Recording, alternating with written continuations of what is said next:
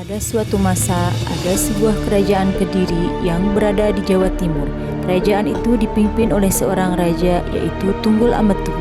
Rakyatnya makmur dan tentram, hingga pada suatu saat kerajaan tersebut diserang oleh kerajaan lain. Sudah dapat kita cari satu buktikannya.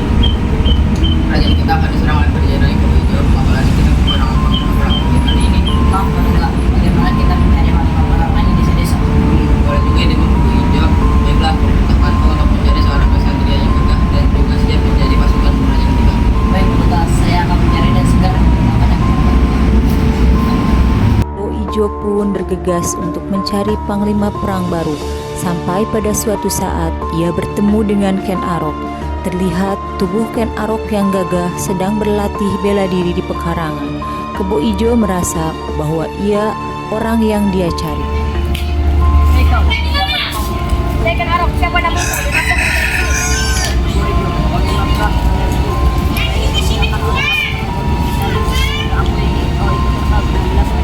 Baiklah, saya bersedia membantu, tapi biarkan saya ikut pada istri dan anak-anakku. Baiklah, setelah kau dapat izin, apa? Sesampainya di rumah Ken Arok, Hei kau, aku pulang. Saya sudah pulang, bagaimana tadi latihan? Latihan sudah semakin maksimal, tapi saya dimintakan untuk perang.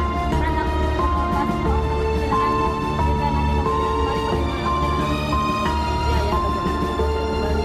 Tenang saja Kak Jaya, itu perang bukan tempat kita alam bangga. Buta, saya sudah menemukan orang yang pantas. Siapa dia? Ken Arok. Sebenarnya dia sudah merasa tentang pasukan kita. Baiklah, bagaimana dengan istri dan anak-anak? Keluarga, dia sudah. Dia tidak bisa datang ke sini karena dia belum izin dari istrinya. Baiklah, kita dulu istri dan anaknya buktikan. Baik, berkat saya laksanakan. keesokan harinya Kebo Ijo menjemput Ken Arok dengan keluarganya. Setibanya di kerajaan, mereka disambut ramah oleh keluarga kerajaan. Selamat datang di kerajaan bawah Ken Arok. Terima kasih Paduka, izinkan istri dan anak-anak kamu untuk tinggal di sini. Tentu saja Ken Arok.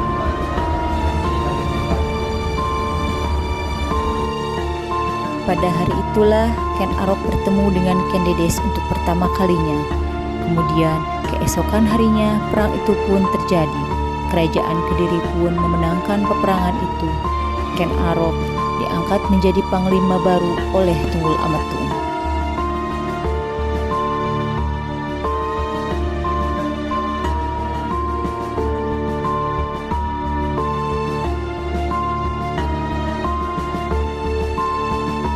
Saat itulah hari di mana keluarga kerajaan bersukacita.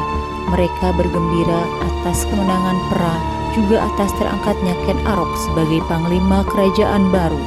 Hari berlalu cepat, euforia tak terbendung masih begitu terasa, tapi tidak bagi Ken Dedes. Pada suatu malam, Ken Arok melihat sosok Ken Dedes yang sedang terlihat melamun sendirian. Tuanku, bermalam-malam kamu tidur saja. Ken Arok, kamu mengagetkan saja. Aku hanya dengan kita tidur, Ken Arok. Ikutkan saya. Ini enggak, sudah anggap itu. Tiba-tiba Tohjaya dan Anuspati datang dengan muka curiga sekaligus penasaran. Ayah sudah ngapain? Sudah ngapain? Anakku, aku tadi tidak sengaja bertemu dengan Ken Arok. Biar begitu kenapa tidak tidur? Aku tidak bisa tidur Jaya, lalu aku bertemu Ken Arok di sini. Ya anakku, aku dan Ken Dedes tidak sengaja bertemu dan kami tidak ngapa-ngapain. Tohjaya dan Anuspati pun mulai curiga dengan kedua orang tuanya.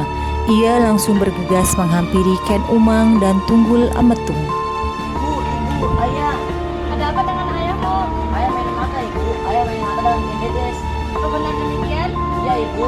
Aku sedang berbeda dengan mati. Aku melihat ayah berduaan dengan Ken Dedes. Keesokan harinya, mendengar laporan dari Anuspati, Tunggul Ametung memerintah Kebo Ijo untuk memanggil Ken Arok ke istana. Paduka, ini Ken Arok. Ya izin Paduka, kenapa sih mau sini? Ini Ken Arok. Kamu tolong malam-malam di sini. Tidak Paduka, saya tidak mau ngapain. Kau saja boleh. Siapa Paduka? Ken Arok pun mulai merasa muak akan ancaman Tunggul Ametung. Lalu suatu hari Ken Arok pergi ke rumah Empu Gandring. Ia pun berencana membunuh Tunggul Ametung.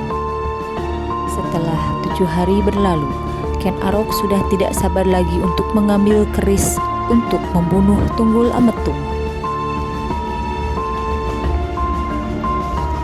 Enggak deh, aku sama sekali butuh keris. Aku dendam dengan laki-laki. Baiklah, tapi aku butuh 7 hari 7 malam. Baiklah, Ini tidak gratis, Wani Biro. sate perkambing dan sate sembako. Baik, akan saya laksanakan.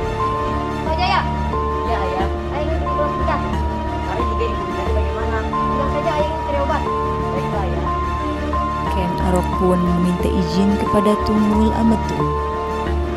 Paduka, izin sebentar untuk mencari obat. Belum, tapi segera kembali. Siap Paduka.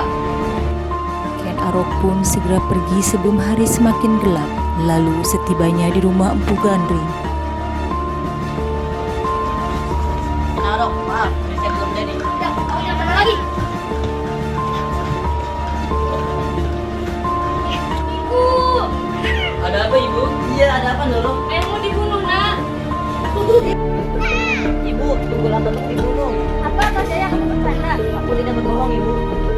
sedangkan di sisi lain Ken Arok yang licik dan tidak merasa bersalah, ia menyuap seorang pelayan untuk memfitnah Kebo Ijo.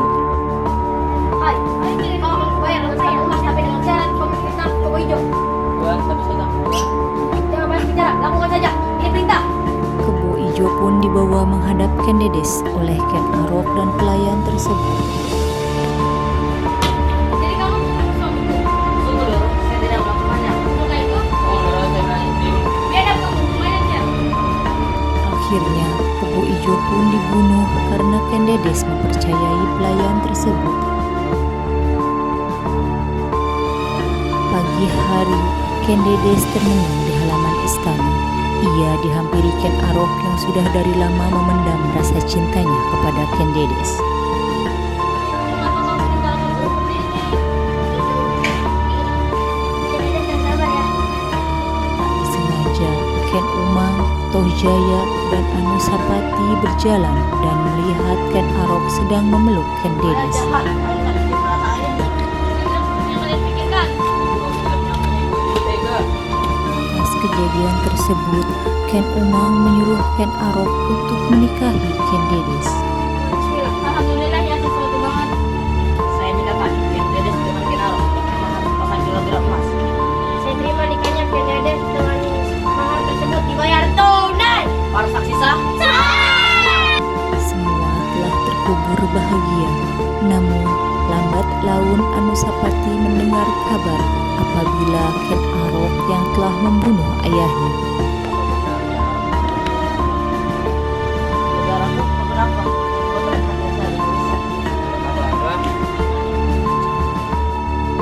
Anusapati pun meluruskan rencana jahatnya. Ia membunuh Ken Arok dengan keris yang digunakan Ken Arok untuk membunuh Tunggul Ametung. Keesokan harinya, Ken Dedes terkejut melihat Ken Arok yang berlumuran. Tolong, tolong. Ada apa? Dia dibunuh. Ayah, jangan pergi.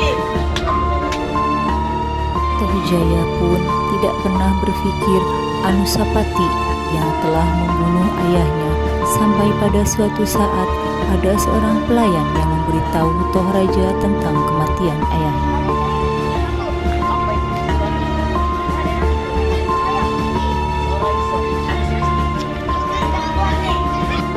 Toh Jaya yang murka, ia membawa keris ayahnya, kemudian ia memanggil Anusapati.